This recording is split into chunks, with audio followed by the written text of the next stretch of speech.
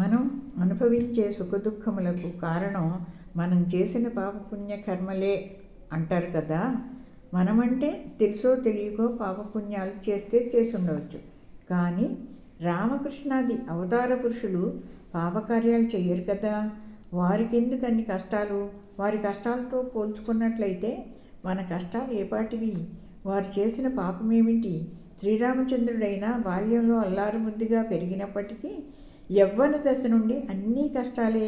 అరణ్యవాసం, రావణాసురుడి వల్ల భార్యను కోల్పోవడం, రాక్షస సంహారం, చివరికి అయోధ్య నగరానికి చేరుకున్నారో లేదో రాజధర్మాన్ని అనుసరించి సీతాదేవిని, అందున గర్భవతిగా ఉన్న ఆమెను అడవుల పాలు చేయటం ఒకటా రెండా? జీవితం పొడవునా ఆయన పడిన కష్టాలకు అంతున్నదా? దానికి కారణం ఏమిటి? ఇంకా కృష్ణుడి సంగతి సరే, కంసుని చెరసాలలో బందీలుగా ఉన్న దేవకీ వసుదేవుల కడుపుని జన్మించి రేపల్లె అందలి యశోదానందనుడుగా గోపబాలుడితో కలిసి గోవుల కాపరిగా జీవించుతూ పసితనం నుండి ఎందరో రాక్షసుల నుండి తనను తాను రక్షించుకోవటం అంటే తమాషా కాదు కదా.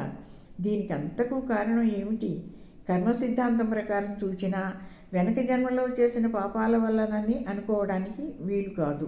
సాక్షాత్తు శ్రీమన్నారాయణుడే రామచంద్రుడిగా అవతరించాడని కదా అంటారు. అలాంటప్పుడు పాపాలు ఎలా చేస్తాడు? కనుక కర్మ సిద్ధాంతము కుదరదు కదా. దీనికి ఏమంటారు? మానవ జన్మ ధరించిన ప్రతివారికి సుఖదుఖములు ఉండనే ఉంటాయి. వాటికి చలించకుండా ప్రశాంత చిత్తంతో ఎలా జీవించాలో తెలియచెప్పడానికి వచ్చిన వాడే శ్రీరామచంద్రుడు. కనుకనే ఆయన పురుషోత్తముడయ్యాడు, ఆదర్శ పురుషుడిగా నిలిచిపోయాడు. కానీ ఆయన అత్యంత భక్తి శ్రద్ధలతో ఆరాధించుతున్నవారు కూడా ఆయనను ఆదర్శంగా తీసుకోలేకపోవడానికి కారణం ఏమిటి? ఆరాధనలతోనే సంతృప్తి చెందాలని అనుకుంటే అది అయ్యే పనేనా? 15-16 ఏళ్ల ప్రాయంలో ఉన్నప్పుడు ఆయన అశాంతికి లోనయ్యాడు. ప్రపంచంలో ఇన్ని కష్టాలు ఉన్నప్పుడు ఎవరు మాత్రం ఎలా సుఖంగా జీవించగలరు అన్న ఆలోచన ఆయన అశాంతికి కారణమైంది. దశరథ మహారాజుకు లేక కలిగిన సంతానంలో జ్యేష్ఠ కుమారుడైన రామచంద్రుని నిర్వేదమును గాంచి కారణమరయజాలక తండ్రి మనసు తల్లదేలిపోతుంది. కులగురువైన వశిష్ఠ మహర్షిని పిలిపించుకొని తన బాధలను విన్నవించుకుంటాడు. తనకు ప్రాణసముడైన రాముని దీనావస్థకు కారణమేమో తెలియజాలకున్నాను. దయచేసి మీరు అతని మనోవేదనను తొలగించగల సమర్థులన్న ఆశతో ఉన్నాను అని విన్నవించుకుంటాడు.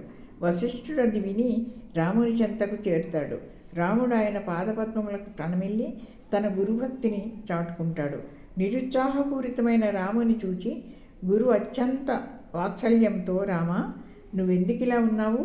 నీ దిగులుకు కారణం ఏమిటని అడిగినంతనే రాముడు ఇలా అంటాడు. గురుదేవా, లోకంలో ఇన్ని బాధలున్నాయని స్వయంగా చూచిన తర్వాత నేను ప్రశాంతంగా ఎట్లుండగలను? కరువు కాటకములు, రోగబాధలు, మరణ భయములు, ఇన్నింటి నడుమ హాయిగా జీవించటం ఎలా అని దీనముగా పలికిన రాముని పలుకులు విని, రామా, ఇంత పిన్న వయసులోనే ప్రపంచము పట్ల నీకింతటి అవగాహన కలిగినందుకు నేనెంతో ఆనందించుచున్నాను. ఇది మాయా జగత్తు. సత్యమన్న భ్రమలో ఉన్నంత వరకు ఈ తిప్పలు తప్పవు. ఉదాహరణకు స్వప్నము అనున్నది సత్యము కాదని తెలియని వారు ఉండరు. అయినప్పటికీ స్వప్నము అందలి సుఖదుఖములను అనుభవించని వారు ఉండరు. ఎందువల్ల?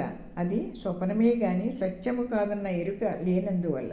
ఆ ఎరుక అనగా మెలకువ కలిగినంతనే స్వప్న సుఖ దుఃఖములు అదృశ్యమవుతున్నవి కదా.